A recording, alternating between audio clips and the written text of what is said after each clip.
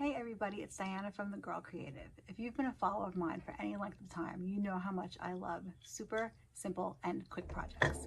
So today I'm really excited to be sharing with you this simple fall themed project using one of the 8 SVGs from the October Mystery Box from Expressions Vinyl, as well as some of the materials that are in there.